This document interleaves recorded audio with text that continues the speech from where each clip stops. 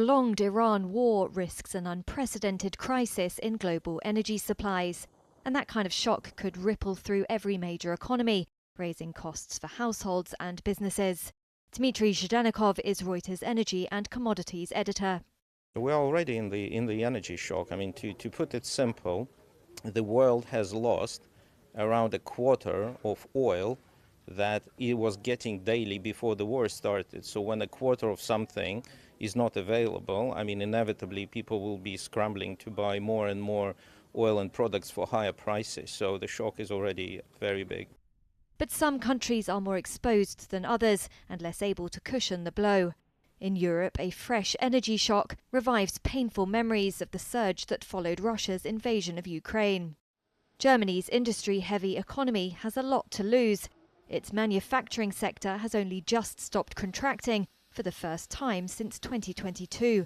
And as a major exporter, it's vulnerable to any global downturn. Italy also has a big manufacturing base, and oil and gas account for one of the highest shares of primary energy consumption in Europe, making it sensitive to price spikes. Britain's electricity system relies more on gas-fired power than other major European economies.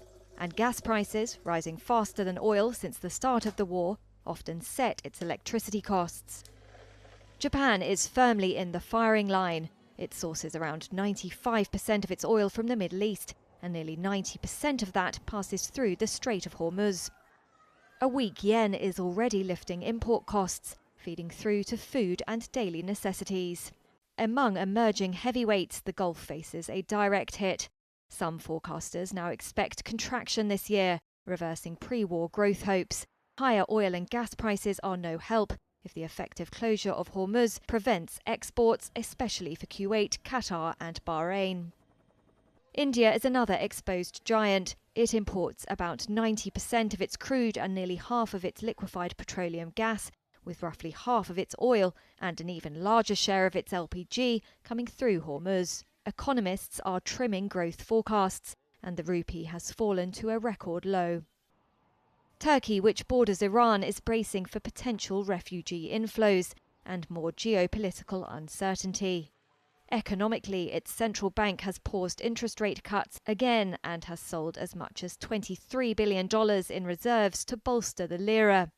Sri Lanka has made every Wednesday a public holiday for state sector workers to cap energy costs. Schools, universities and public institutions are shutting.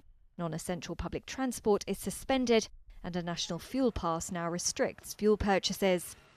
Pakistan, which was on the brink 2 years ago, has raised petrol prices and closed schools for 2 weeks. Government departments have had fuel allowances halved and are barred from buying new air conditioners.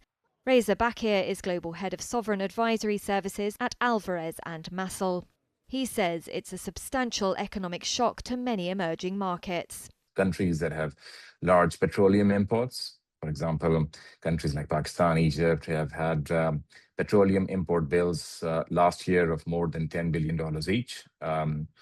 Second, countries that have weak external balances, such as they have current account deficits or they don't have very high levels of foreign exchange reserves that can buffer these kinds of shocks. Energy choke points and rising prices are testing economies worldwide. The longer the conflict persists, the more acute the pressure becomes.